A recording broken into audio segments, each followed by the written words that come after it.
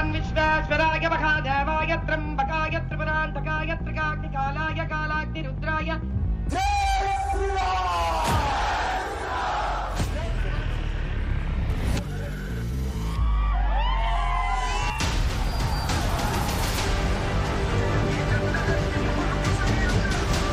गाय को काट कर खाने का मुद्दा उठाते हैं। आप इसी से समझ लीजिए ये नफरत का राजनीति है। क्या कथिक लोग गोश्त का कारोबार नहीं करते हैं? बीफ है, पॉजिटिव थिंकिंग है और वो विजयी हो। ये मुकाबला होगा मैडम। साहब उन्हों भड़काने में बाप है सबके, हम क्या भड़काएंगे साहब। वो तो उनकी आइडियोलॉजी है, हैदराबाद के अमन को खराब करने, तेलंगाना में फसाद कराने की।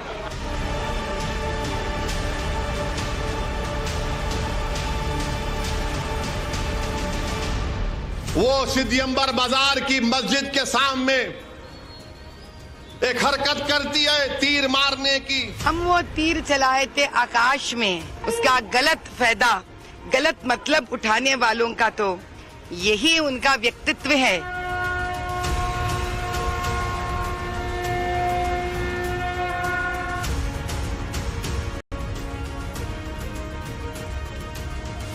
चौबीस के रण में अहम सियासी मैदान है हैदराबाद। ओवैसी खानदान के मजहबी कट्टरपंथ की प्रयोगशाला, जिसके फार्मूले से ओवैसी अब देश में अपनी सियासत की जमीन नापने निकले हैं। लेकिन हैदराबाद में इस बार का रण भीषण है।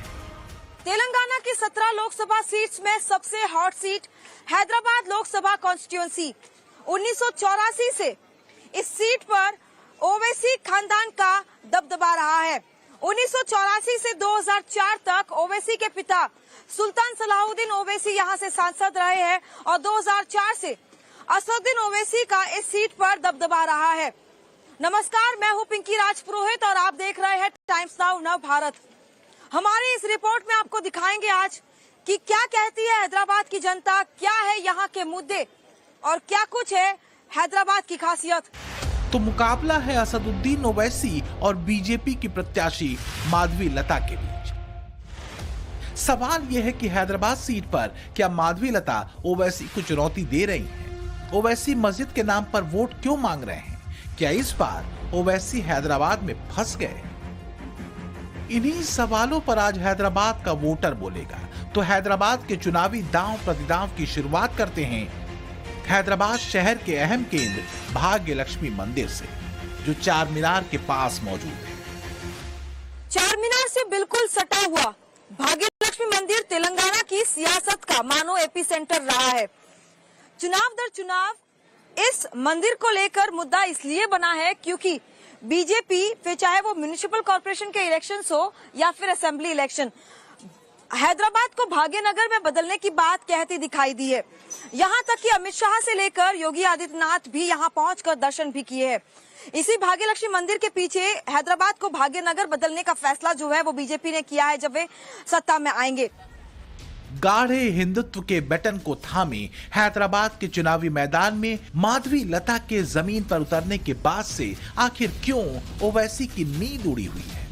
ग्रुप हमको तैयार करना पड़ेगा, मंजलिस को तैयार करना पड़ेगा, यहाँ के जिम्मेदारों को तैयार करना पड़ेगा जो उस इलाके के 10-10 घर की जिम्मेदारी ले लिए। ऐसा हमको एक ग्रुप को तैयार करना पड़ेगा जो लोग को घरों से निकाल कर उनको बोलना कि चलो जाके वोट डालिए। सिर्फ खाली खटका मार के ऐसा नहीं, बल्कि उनको पकड़ना पड़ेगा कि चलिए आप निकल के वोट डालिए। तो ओवैसी को अचानक ऐसे प्लान की जरूरत क्यों पड़ गई? क्या जमीन पर बदली हवा का रुख ओवैसी की पेशानी पर बल डाल रहा है?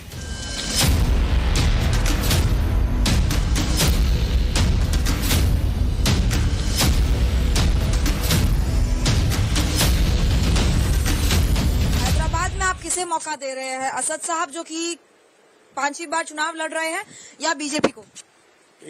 हमेशा जो पब्लिक के बीच में रहते हैं असद ओवैसी, तो उन्हीं को मौका देंगे। वो कुछ पॉजिटिव करना चाहती है, मतलब कभी वो नेगेटिव के बारे में तो सोचे नहीं, इसलिए पॉजिटिव थिंकिंग है और वो विजयी हो। बहुत कोशिश कर रही इसके बारे में, बिल्कुल कामयाब होंगे। तो वही काम के आधार पर ही सबको मौका दे रहे हैं। अभी देखेंगे मजलिस को ही कामयाबी करके अभी आगे मजलिस का ही सोचे है। अभी माधुरी लता न्यू टेंडर से भी आगे क्या होता काम वाम कुछ। ओवैसी बखूबी जानते हैं कि इस बार का चुनाव पहले के चुनावों जितना आसान नहीं है। माधवी लता की कैंपेनिंग से लेकर उनका डोर टू डोर लोगों से कनेक्ट तक असरदार है। सांस्कृतिक राष्ट्रवाद के सूत्र पर माधवी मोदी के सबका साथ सबका विकास मंत्र को लेकर मैदान में उतरी हैं। शिक्षा और विकास, पसमानदा मुस्लिम और महिलाओं पर फोकस, माधवी की आक्रामक लेकिन संतुलित भाषा ओवैसी की कट्टरपंथी राजनीति को माकूल जवाब देती है।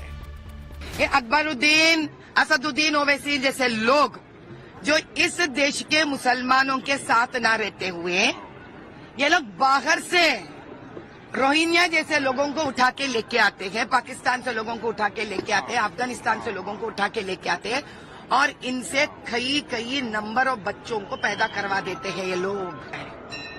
क्या कभी इन्होंने मुसलमान गरीब पसमंदा बच्चों को पढ़ाई लिखाई देते हुए उनको बड़े करते हुए देखा आपने कहीं?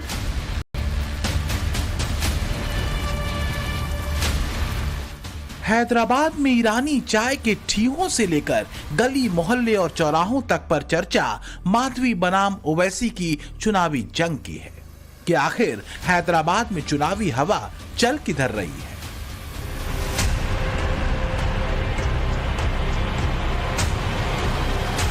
हैदराबाद वैसे तो जाना जाता है यहाँ की ईरानी चाय, बिरयानी और यहाँ की बेकरीज के लिए। तो यहाँ की कुकीज और साथ ही ईरानी चाय का स्वाद अगर आपने नहीं चखा तो क्या ही आप हैदराबाद आए। लेकिन सबसे बड़ा सवाल यहाँ पर इस बात का नहीं है। सवाल ये है कि इस बार हैदराबाद में जीत का स्वाद कौन चख रहा है।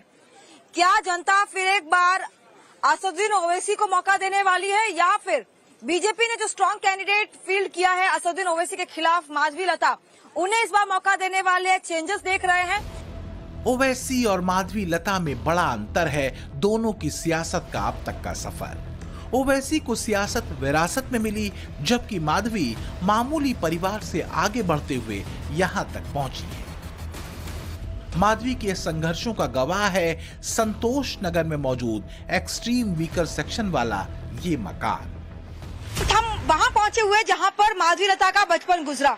हम बात कर रहे हैं याकुतपुरा कॉन्स्टिट्यूंसी में आने वाले संतोष नगर कॉलोनी की, जहां पर आप देख सकते हैं ये 127 का ये घर इकोनॉमिकली वीकर सेक्शन हाउस 1998 में जब बाढ़ की स्थिति आई थी, उनके बचपन की सारी यादें जो है वो उस बाढ़ में धुल चुकी थी। उनका बचपन जो है वो काफी ज्यादा चुनौतीपूर्ण और संघर्ष भरा रहा। यहाँ से ये जो अब आप तस्वीरें देख रहे हैं ये नया घर बना हुआ है, लेकिन उस वक्त पुराना घर था, बाढ़ के हालात थे। वहां से आज 221 करोड़ का जो सफर उन्होंने तय किया है, भरतनाट्यम डांसर कहे या समाज सेविका कहे, डॉक्टर कहे या बीजेपी की प्रत्याशी जो हैदराबाद में खुलेआम ओवैसी को चुनौती दे रही है।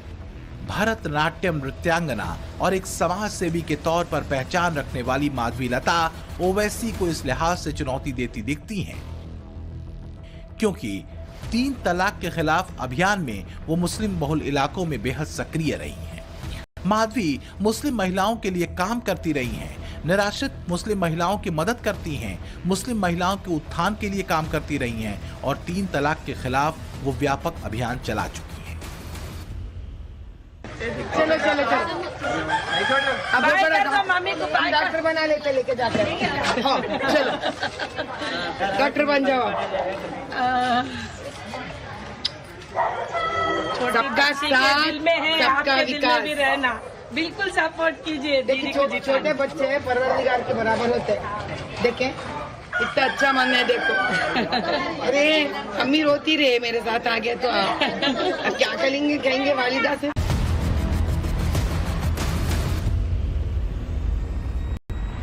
क्या ओवैसी पर इस बार माधवी लता भारी पड़ रही है? आखिर किस ओर बह रही है हैदराबाद की हवा?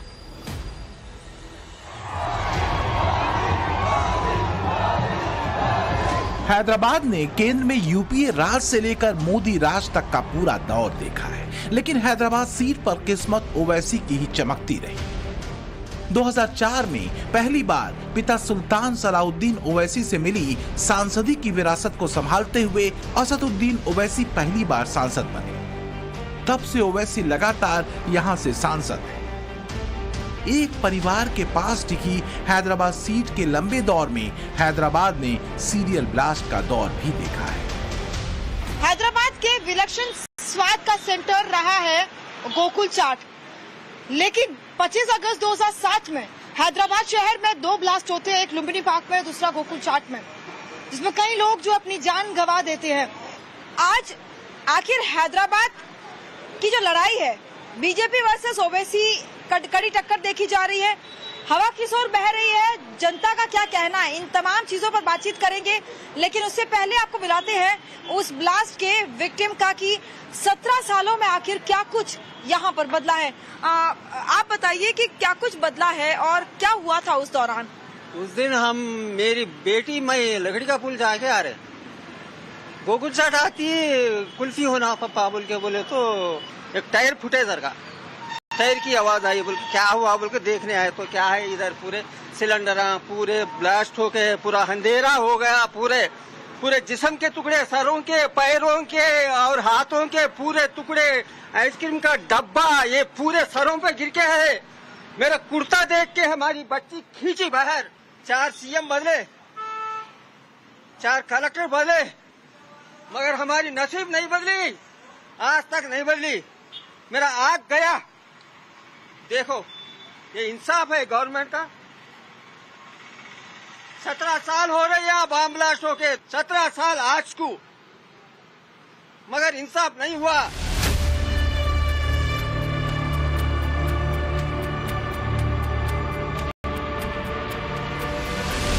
There is no difference from Owaisi or this what is her name? Madhavi Lata. Both are playing the religious card. According to me, Madhavi Lata is the right person because nowadays in old city, all people are fighting Hindu and Muslim. So according to me, Madhavi Lata is doing good. Madhavi Lata. Why? Because she is a woman, I'll support women for empowerment.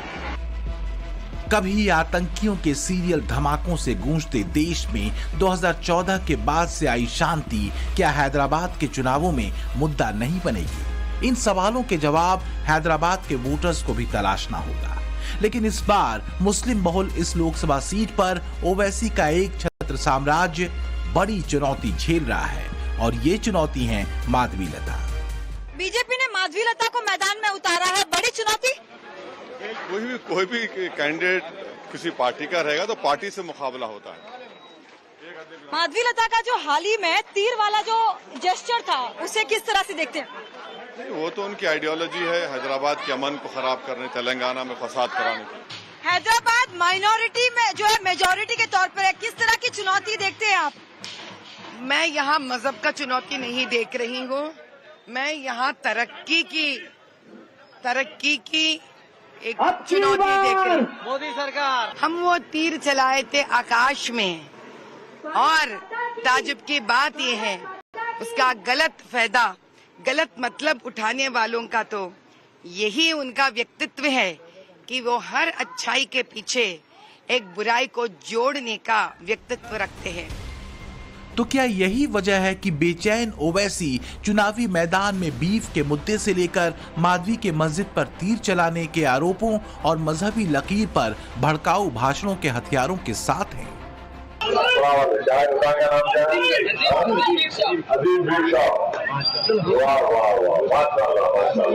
बढ़ेगा खाएंगे।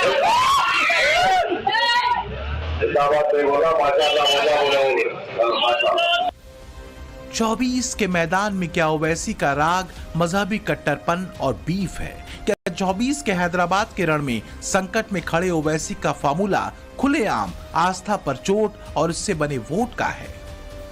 बात सिर्फ हैदराबाद की नहीं है, बल्कि इससे बाहर के सियासी मैदान में भी ओवैसी अपनी राजनीति के लिए ऐसे ही उकसाने, भड़काने, बरगलाने के मंत्र मुसलमानों के कानों में फूंकते रहे हैं। हमारा प्राइम मिनिस्टर ये कह रहा है कि हिंदू महिलाओं के गले से मंगलसूत्र निकालकर मुसलमान दिया जाएगा। मैं आपके सामने बैठा हूं, मैं घुसपैठी हूं? मैं घुसपैठियों का बताइए, 17 करोड़ मुसलमानों को प्रधानमंत्री घुसपैठी कहते हैं। भाई आप नहीं रहेंगे, मोदी जी नहीं रहेंगे, देश तो रहेगा ना, चुनाव हो जाएगा। आप मुझे कह रहे हैं बच्चे ज्यादा पैदा करते। TFR रेट मुस्लिम महिलाओं का गिरा है, प्रधानमंत्री का खुद सरकार का डेटा है। एक प्राइम मिनिस्टर इलेक्शन जीतने के लिए आप पूरी माइनॉरिटीज को कह रहे हैं घुसपैठी।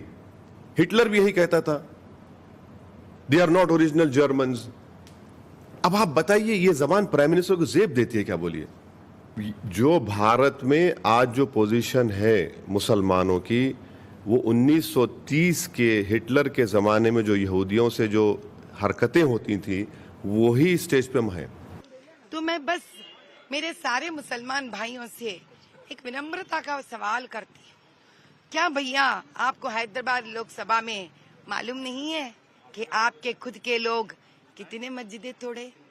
क्या आपको मालूम नहीं है आपके खुद के लोग कितने वक्फ बोर्ड के लैंड हड़प लिए? क्या आपको पता नहीं है कि आपके खुद के लोग, सालार लोग, आप में आपस में लड़ाई करवा कर फायदा उठाए? क्या आपको मालूम नहीं है आपके खुद के सालार के लोग, अपने सालार जिनको कहते हो, सूद पे गरीबों का और मजबूरों लोगों का, पसमंदों का गिरवी रखवा कर सूद पे पैसे देते हैं? भैया जब तक आप इस प्रकार के भड़का हुए भाषण में आएंगे, 40 साल तो निकल गए जिंदगी से, अभी और कितने साल इनके लिए अपने जिंदगी को दावे पे लगाना चाह रहे हो? हैदराबाद में मजहबी आंच पर तवा गर्म करने में ओवैसी लगे हुए हैं। चौक चौराहे, गलियों और बाजारों में चर्चा इस बार के माधवी और ओवैसी के बीच होने वाले मुकाबले की है। क्या हैदराबाद की सियासत का स्वाद वाकई बदलने वाला है?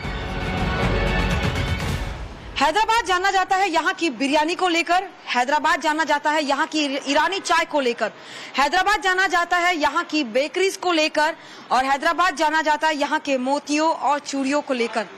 लेकिन एक और चीज है जो हमेशा देश की राजनीति में सबसे ज्यादा एपिसेंटर बनाए रखती है, तो वो है हैदराबाद की राजनीति।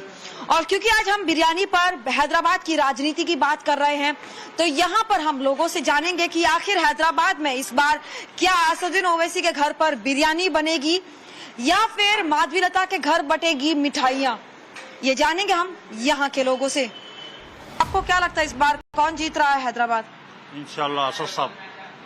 ऐसा क्यों कि लोग अभी भी जो है 4 बार वो MP रह चुके हैं, फिर भी अभी भी असद साहब को इतना पसंद क्यों कर रहे हैं? अच्छे काम करते हैं, भरोसा है। असद साहब क्या इमोशनल कार्ड पे करते हैं, डेवलपमेंट पे ज्यादा ध्यान नहीं है उनका। तो इट इज हिंदू वर्सेस मुस्लिम ही ज्यादा था। हमारे मुस्लिम फ्रेंड्स रहते हैं, हम दोनों साथ में जाते हैं वोटिंग डालने। वो कटे पतंग को डालेंगा और मैं BJP को डालूंगा। मोदी लहर ने एक बड़ा असर बीजेपी के पक्ष में तेलंगाना में बनाया है। ओवैसी को डर बीजेपी के चढ़ते ग्राफ से भी है। 2023 के विधानसभा चुनाव में बीजेपी की 7 सीटें बढ़ी, जबकि ओवैसी की एक भी सीट नहीं बढ़ी। मामला वहीं का वहीं रहा। इसी तरह बीजेपी को 13.9% वोट मिले, जबकि AIMIM को महज 2.9%। हैदराबाद साइलेंटली हर दांव को देख रहा है। हैदराबाद की गलियों और मोहल्लों में घूम रहे ओवैसी को अपनी कट्टरपंथी लाइन पर भरोसा है, क्योंकि हैदराबाद लोकसभा सीट पर मुस्लिम आबादी बहुसंख्यक है। 1984 से ही हमेशा हैदराबाद की सीट पर AIMIM का दबदबा रहा है। पहले असदुद्दीन ओवैसी के पिता यानी सुल्तान सलाउद्दीन ओवैसी का यहाँ पर हैदराबाद की सीट पर हमेशा दबदबा रहा, लेकिन उसके बाद तब से जो है आप देख सकते हैं कि AIMIM चीफ असदुद्दीन ओवैसी हमेशा से इस सीट से जीतते आए और इस बार फिर एक बार वे मैदान में है और अपने कैंपेनिंग का यही अंदाज ओवैसी है, जहां पर वे घर घर जाकर इसी तरह से लोगों के बीच पहुंचकर वे हमेशा वोट मांगने का इनका एक अलग तरीका जो है वो देखा गया है। इस सीट पर मुस्लिम आबादी करीब 60% है, जबकि हिंदू और अन्य धर्मों के लोग 40% हैं, जिसमें 82,233 लोग अनुसूचित जाति के हैं और 25,453 अनुसूचित जनजाति के। यही वजह है कि ओवैसी अपने चुनावी सभाओं में दलितों और आदिवासियों की भी बात करते हैं, ताकि हिंदू वोट को काटा जा सके। माधवी लता की चुनौती से ओवैसी की टेंशन किस कदर बढ़ी हुई है, इसे समझना है तो ये तस्वीरें देखिए। कट्टरपंथी लकीर पर चलने वाले और हिंदू देवी देवताओं पर तंज कसने वाले जूनियर ओवैसी के भाई असदुद्दीन ओवैसी अब मंदिर मंदिर मत्था टेक रहे हैं। तो वहीं माधवी लता की रणनीति पसमानदा मुसलमानों को अपने पाले में करने की है। मैं आज बता रही हूं, सारे जितने वक्फ बोर्ड के प्रॉपर्टीज आपने हड़पे ना, वो और मंदिरों के जमीन भी जितने भी कब्जा हुए, मैं पूरा बाहर निकाल रही हूं। गड़ी आपका शुरू हो गया। आप जितना भड़काना चाहते हो भड़का लीजिए। उन मुसलमानों को जो ये सच्चाई समझने पर अपने आंख बंद कर कर बैठे हैं, उन लड़कियों को जिनको दुबई भेजा जा रहा है लोगों से बार बार शादी करने के लिए, तो हर पसमंदा औरत समझ लीजिए, अगर हम मस्जिद के तरफ इशारा करना चाहते हैं तो हम रमजान के टाइम पर हजरत अली साहब का उस जुलूस में कभी नहीं ठहरते हम। ये इसलिए हैदराबाद में ओवैसी की टेंशन बढ़ी हुई है। मजहबी तकरीरों में हिटलर शाही और यहूदी वाला जुमला उछाला जा रहा है, तो वहीं हिंदुत्व की लाइन पर सबका साथ सबका विकास के मंत्र को लेकर उतरी माधवी लता भी लोगों से कनेक्ट कर रही हैं। खास बात है माधवी से जुड़ते मुस्लिम। ऐसे में हैदराबाद की लड़ाई दिलचस्प मोड़ पर है।